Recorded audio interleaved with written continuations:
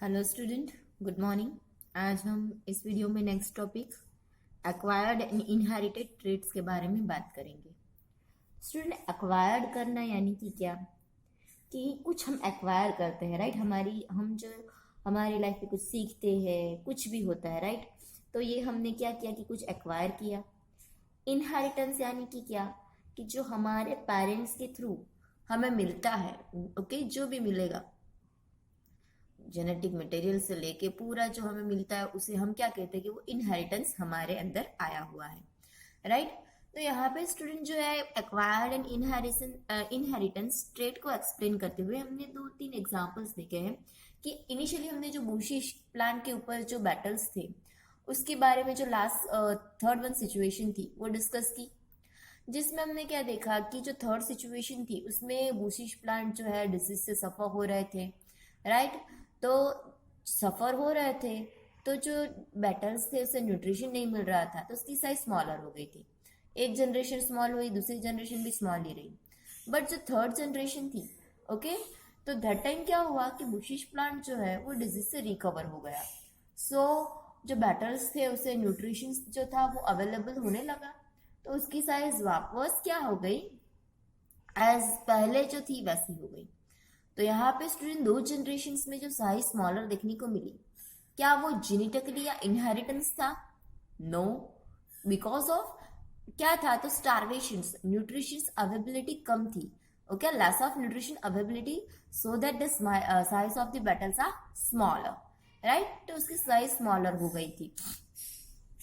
तो ऐसी चीज जो हमने इस सिचुएशंस में डिस्कस की तो वो क्या थी, सिर्फ न्यूट्रिशन की वजह से थी, राइट। तो हम एक अनदर एग्जांपल लेते हैं कि एक माइस, अगर माइस की टेल को हम क्या कर दे, सर्जरी के थ्रू रिमूव कर दे, तो नए जो भी अब इस माइस में से जो नए माइस डेवलप होंगे, इसकी जो प्रोजेनीज होंगी, राइट। तो क्या हमने उसकी जो पूंछ है वो कट कर दी, टेल कट कर दी, तो उसके न्यू जो भी न्यू यंग वंस होंगे, जो भी चाइल्ड होंगे, उसके ऊपर टेल होगी या नहीं होगी?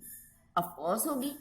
इट मीन्स कि फिजिकल इंजरी अगर होती है, इट डजेंट मीन कि वो इंजरी की वजह से जो उसके जेनेटिक मटेरियल है उसमें चेंज आता है, राइट। इनहेरिटेंस जो जैसे होता है वो एज इट इज अपने पेरेंट में से डॉटर में कॉपी होता है, राइट।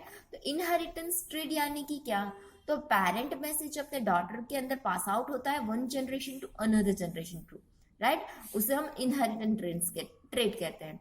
और एक्वायर ट्रेड यानी कि क्या, तो any kind of due to the physical circumstance, right, या तो any kind of environmental circumstance, nutrition की अवेबिलिटी, ऐसे बहुत सारे रीजन हो सकते हैं कि आपको जो कोई भी ऑर्गेनिजम्स है उसके अंदर आपको चेंज देखने को मिले, राइट।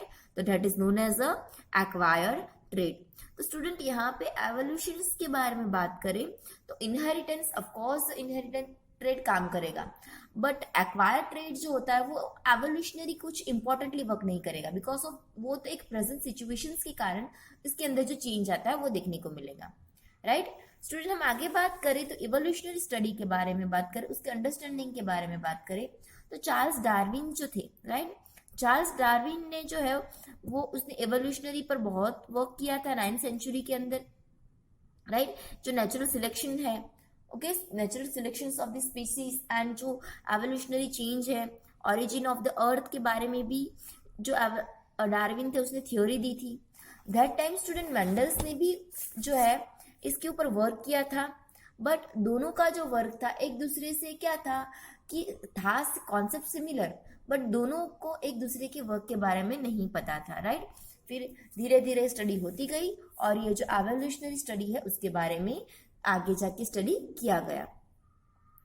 अब आगे बात करते हैं स्टूडेंट स्पेशिएशन के बारे में। तो स्पेशिएशन यानी कि क्या, तो स्पेशिएशन मीन्स माइक्रो एवोल्यूशन, या हम कह सकते हैं द स्मॉलर चेंज, ओके, जो कोई स्मॉलर चेंज होता है उसे। स्टूडेंट, ये जो स्मॉलर चेंज होता है ऐसा मत समझो कि it's a little bit change so it's not important, but student अगर एक माइन्यूट माइन्यूट चेंज, ओके, अगर होता रहता है तो मिलियंस ऑफ ईयर्स के बाद वो माइन्यूट भी एक बड़ा चेंज बन जाता है, राइट, जो कि एवोल्यूशन में इंपॉर्टेंटली वर्क करता है, ओके। तो यहाँ पे जो स्पेशिएशन है वो भी एक इम्पॉर्टेंट थिंग है, राइट स्टूडेंट, यहाँ पे जो हमने आगे जो बूशिश प्लांट पेटल्स से लेके एक 3 कंडीशन डिस्कस की, यहीं पे एक स्पेशिएशन अंडरस्टैंड करने के लिए हम अनदर एक एग्जांपल लेते हैं कि बूशिश, बहुत सारे बूशिश प्लांट है, राइट। अब बूशिश प्लांट के ऊपर बहुत सारे पेटल्स रहे, ओके, ये रहे बहुत सारे बूशिश प्लांट्स, ओके, और बूशिश प्लांट के ऊपर बहुत सारे छोटे छोटे पेटल्स, इंसेक्ट है। ऑफ कोर्स इस इंसेक्ट को खाने के लिए क्रो आते हैं, राइट। तो क्रो क्या करेंगे, जो रेड वन, डार्क वन होंगे, red one and blue one, जो उसे इजीली ऑब्जर्व होंगे, उसे खा जाएंगे, और जो ग्रीन इन कलर में रहते हैं वो एज यूजुअल रहेंगे, ओके। तो स्टूडेंट अब यहाँ पे कंडीशन में क्या हुआ, तो क्रो आया खाने के लिए, उसने खाया, पर सम ऑफ द बैटल्स क्या हो गए, उसके लेग्स के ऊपर स्टिक हो गए। जब क्रो एक जगह से दूसरी जगह पे गया, राइट, समझो कि एक रिवर है, माउंटेन है, उसे क्रॉस करते हुए वो दूसरी जगह पे गया, तो वहां पे भी बूशिश के प्लांट थे, वहां पे भी वो इंसेक्ट बैटल को खाने को गया। तो जो यहाँ क्या हुआ, तो यहाँ से जो एक स्पीसीज थी वो एक नई जगह पे क्या हो गई, एंटर हो गई, राइट। क्रो को नहीं पता था, क्योंकि वो तक उसके लेग्स के साथ अटैच होके वहां तक ट्रांसफर हो गई, ओके। तो क्या हुआ, तो यहाँ पे migration of genes, gene migration, not only एक बैटल का माइग्रेशन हुआ, एक बैटल ही एक जगह से दूसरी जगह नहीं गया, बट उसके साथ साथ क्या हुआ, एक जगह से दूसरी जगह तक उसके अंदर जो जीन्स थे वो भी जाएंगे, राइट, कि जो जीन्स थे अब नए पॉपुलेशन के अंदर वो भी एंटर होंगे, राइट। तो that is known as the gene flow, okay student, कि एक पॉपुलेशन के बीच में से दूसरे पॉपुलेशन के अंदर नए जीन्स का ट्रांसफर होना, क्योंकि एक बैटल्स जो था क्या हुआ, तो एक बैटल्स एक जगह से दूसरी जगह पे ट्रांसफर हुआ।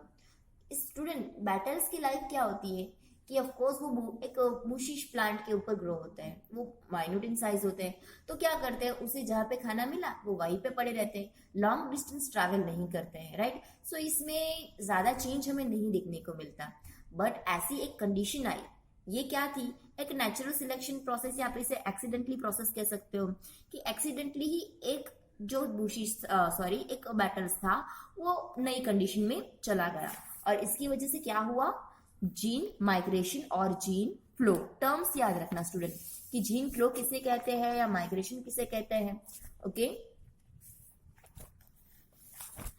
अब यहाँ पे क्या होगा स्टूडेंट, तो ये दोनों पॉपुलेशंस जो थे, जो ट्रांसफर हुआ, अब दोनों एक दूसरे से बहुत सेपरेट है, राइट, कि एक दूसरे से वो, तो अब ये दो सब पॉपुलेशन एक दूसरे से मिलने वाले हैं नहीं, ओके।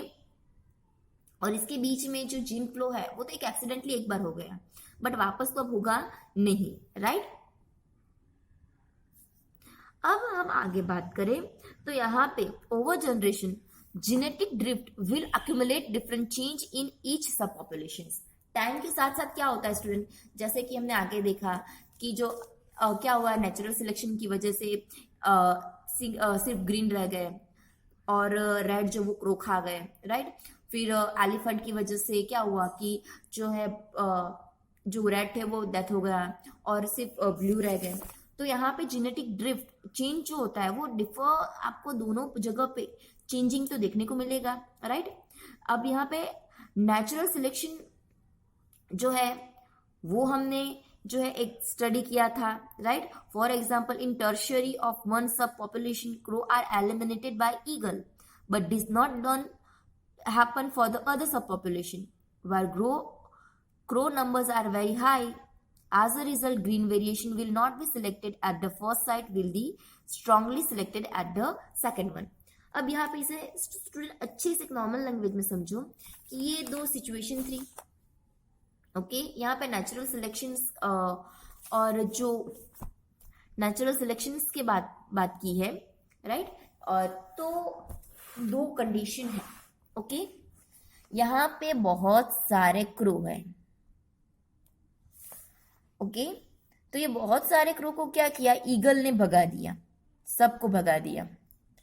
तो अब ईगल ने क्रो को भगा दिया, तो यहाँ पे जो बूशिश प्लांट के ऊपर जो बैटल्स थे, ओके, तो वो एज यूजुअल बैटल्स, क्योंकि अगर क्रो ज्यादा रहते तो ज्यादा रेड इन कलर वाले बैटल्स को खाते, तो रेड इन कलर्स वाले बैटल क्या हो जाते हैं, खत्म हो जाते हैं और सिर्फ ग्रीन ही रह जाते हैं। बट यहाँ पे क्या हुआ, सारे क्रो को भगा दिया, तो क्या होगा, तो यहाँ पे आपको जो दोनों सब पॉपुलेशंस रेड बैटल्स भी ग्रो देखने को मिलेंगे। सेम सिचुएशन यहाँ पे डिस्कस करते हैं। तो यहाँ पे बहुत सारे क्रो है, तो ऑफ कोर्स यहाँ पे क्या होगा, रेड वाले बैटल्स तो होंगे ही नहीं। तो यहाँ पे क्या होगा, तो यहाँ पे आपको रेड इन कलर वाले मिलेंगे, यहाँ पे आपको ग्रीन इन कलर वाले मिलेंगे। ओके, तो यहाँ पे तो देखो स्टूडेंट, तो दोनों बैटल्स की स्पीसीज है, राइट, दोनों बैटल्स है। ये रेड वन इसलिए है क्योंकि यहाँ पे क्रो नहीं है, रेड वालों को खाने के लिए क्रो है ही नहीं, तो वो अच्छे से अपना जो ग्रोथ है वो कर सकते हैं, नंबर्स मेंटेन रहेंगे। बट यहाँ पे तो बहुत सारे क्रोज है जो कि रेड को खा जा रहे हैं, तो जो ग्रीन है वही सर्वाइव कर रहे हैं। ओके, तो यहाँ पे नेचुरल सिलेक्शंस की वजह से दो डिफर एक्चुअली है एक ही स्पीसीज, बट उसमें आपको सब पॉपुलेशंस देखने को मिला, राइट। अब हम बात करें स्टूडेंट, तो क्या होगा कि कुछ पीरियड ऑफ टाइम वापस अगर ये दो सब पॉपुलेशन एक दूसरे को मिलते हैं, राइट, अगर ग्रीन कलर वाला अगर रेड को मिलता है, तो क्या इसके बीच में फर्दर अगर क्या होगा कि आगे जाके इसके बीच में नॉर्मली कोई क्या आपको न्यू जनरेशन प्रोसेस देखने को मिलेगी? नहीं। अगर कोई for example green female battle होगी, ओके, और अगर वो रेड फीमेल मेल बैटल्स को मिलता है, तो दैट टाइम वो उसे एक्सेप्ट नहीं करेगा, उसे वो एक अनदर स्पीसीज ही काउंट करेगा, राइट। कि अगर इसमें से दो डिफर कलर वाले मेल एंड फीमेल एक दूसरे को मिलते हैं, तो वो एक दूसरे को एक्सेप्ट नहीं करेंगे, भले ही वो सेम स्पीसीज से है। ओके, स्पीसीज भले ही सेम है, लेकिन इसके अंदर अब क्या आ गया है, एक माइन्यूट चेंज। तो ये माइन्यूट चेंज भी आपको एक इंपॉर्टेंटली यहाँ पे दिख रहा है कि दोनों का कलर वेरिएशन की वजह से दोनों एक दूसरे को एक्सेप्ट नहीं करेंगे, राइट। तो यहाँ पे स्टूडेंट ये स्पेसिएशन इट्स इंपॉर्टेंट थिंग, एक माइक्रो चेंज माइन्यूट चेंज जो है वो एक दूसरे को एक्सेप्ट नहीं करेंगे। क्लियर। तो यहाँ पे again I repeat the condition, okay, कि क्या हुआ, तो एक सिचुएशन थी जहाँ पे बुशिश के प्लांट है। अगेन आई स्टूडेंट ध्यान से सुनना। तो क्या था, एक एरिया था जहाँ पे बुशिश के प्लांट थे, उसके ऊपर बैटल्स थे। उस बैटल्स को खाने के लिए बहुत सारे क्रो थे, बट सारे क्रो को क्या कर दिया, तो ईगल्स ने भगा दिया। तो जितने भी बुशिश थी, वो ग्रीन हो या रेड हो, वो अपने पॉपुलेशंस में अच्छे से ग्रो करेंगे। सेकंड सिचुएशन, जहां पे क्या हुआ, तो क्रो को ईगल ने नहीं भगाया था, तो क्रो क्या करेंगे, जितने भी रेड थे उसे खा जाएंगे। तो वहां पे क्या रहे, ओनली ग्रीन इन कलर। तो दो डिफर जगह पे आपको दो डिफर है एक ही स्पीसीज के, बट डिफर कलर्स में आपको देखने को मिलेंगे ड्यू टू देयर जो नेचुरल सिलेक्शन है, नेचुरल प्रोसेस की वजह से। अब हमने जो फर्स्ट कंडीशन देखी थी कि एक जो बैटल्स है वो क्रो के लेग्स के साथ अटैच होकर दूसरी जगह पे एक्सीडेंटली पहुंच गया, तो दैट टाइम भले ही वो सेम स्पीसीज से बिलोंग करते हो, but due to this colour variations एक दूसरे को एक्सेप्ट नहीं करते हैं, राइट। तो यहाँ पे स्पेसिएशन यानी कि एक लिटिल चेंज भी बहुत इंपॉर्टेंटली वर्क करता है। सो स्टूडेंट, यहाँ पे सारी थ्योरीज में examples is very important for the understanding. साथ ही साथ जो टर्मिनोलॉजीज है जैसे कि gene migration, genetic drift, okay, ये इंपॉर्टेंट थिंग है, सो इसे क्लियर रखना।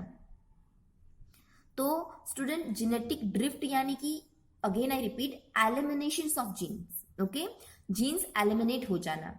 और जेनेटिक माइग्रेशन मीन्स एक जगह से दूसरी जगह पे, यानी कि एक में से दूसरे में जीन्स ट्रांसफर होना, ओके। तो इसे क्लियर रखना।